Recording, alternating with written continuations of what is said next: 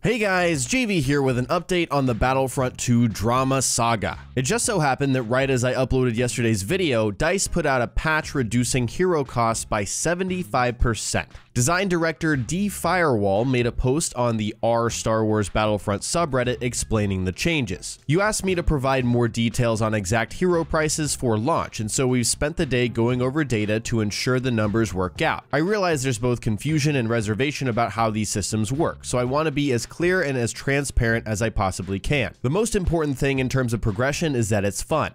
No one wins if it's not. You play the game, you do your best, and get rewarded based on your performance. You gain credits and spend them on whatever you want. If for some reason any of that isn't fun, we need to fix it, and we will.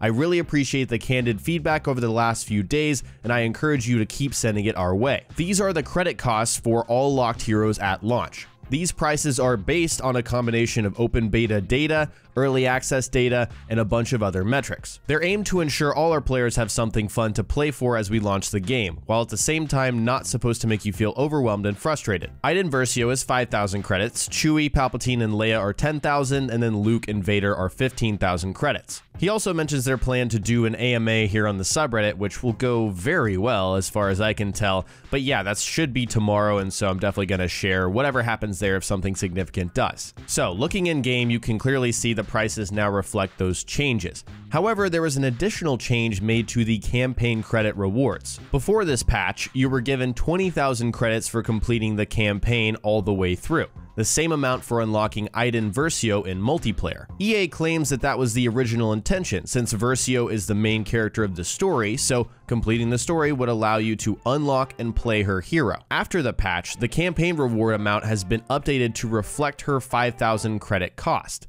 This means you'll get 5,000 for completing the campaign, but it also means that we now get less credits overall for doing that, which just seems like a mistake. Sure, it is enough for Versio if that was the original intention, but what if I don't want her hero? What if I didn't play the campaign to unlock her in multiplayer? What if I want to spend my 20,000 credits that I got before on something else? We actually did have that option before, and now we don't. With the entire microtransaction economy of this game, we're already at the mercy of RNG with so many items to unlock. I think this issue alone highlights the fact that reducing hero costs doesn't actually address the main problem that we have. It's not that it took upwards of 40 hours to unlock Vader and Luke, it's that even after you've done that, you still have to work through crates in order to unlock star cards and abilities. There's just no defined path with regards to the progression in many systems in the game. That's why it's frustrating, because it works through the loot box system. And also, when you have a loot box system that rewards items which give a competitive advantage while also allowing people to buy them, that's when you have problems. No hero cost cutting is going to change that, and the sooner EA and DICE realize this, the better. It would require some extensive changes to the progression system overall to truly patch this up. I'm talking removing star cards and upgrades from the crate pool entirely and making sure only emotes and other cosmetic items remain. Of course, you may be wondering, why in the world would they do that? That removes the entire incentive to buy crates in the first place, which is the whole reason the system exists, and you wouldn't be wrong. However, there are plenty of games which offer loot box systems that don't have any competitive advantage in them, purely cosmetics, and they bring in a ton of cash. The prime example is Overwatch. There is perceived value with the skins in Overwatch. People really want them, but they don't provide any competitive advantage. And it's hilarious to me because, Blizzard basically made this out of thin air with a brand new IP with Overwatch. Now people are all over these and they love their characters. Star Wars has been around for years. There are so many worldwide Star Wars fans, and I'm sure part of the reason that we even have Battlefront right now is because there's a huge market. Why not make some cosmetic items that people really, really want, that there's a perceived value for? That doesn't really exist in the game right now. Everyone's already concerned with getting, abilities and other things that give you competitive advantage in these loot crates. Why would I want to pull an emote from a loot crate when I just got killed by someone who pulled a better ability card from their loot crate? It creates a conflict, and it's not something that's going to be solved with a quick band-aid solution. This is going to require extensive sweeping changes, and personally, I don't know if that's ever going to happen. To make matters worse, it was discovered that the game's arcade mode limits the amount of credits credits you can earn. If you weren't aware, Battlefront 2 has a player versus AI mode that kind of teaches you how to play the game. There are a very simple set of missions across many maps in the game where you're given access to all heroes, weapons, etc. It's kind of like a sandbox. However, there's a system in place for arcade mode which prevents you from grinding for credits. It literally stops you. I first discovered this from a Twitch clip of Boogie2988 playing the mode on stream.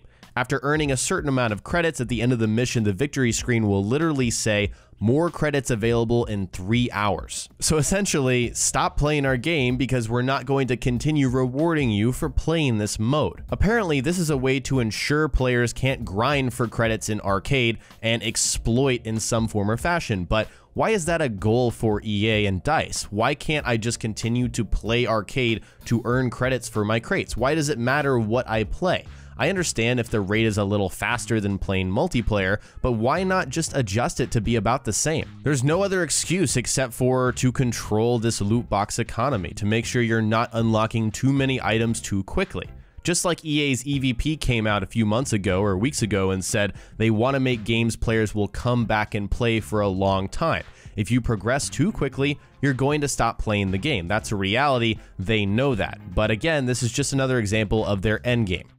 Alright guys, that's it for today. Again, I'm going to continue to cover this story if anything else develops. There's going to be an AMA tomorrow on the subreddit, so if anything interesting comes out of that, I will definitely be sharing here on the channel. In the comment section below, tell me if you think there's going to be a permanent solution to this loot box microtransaction economy, or do you think it's going to remain the same because, you know, it's there for a reason.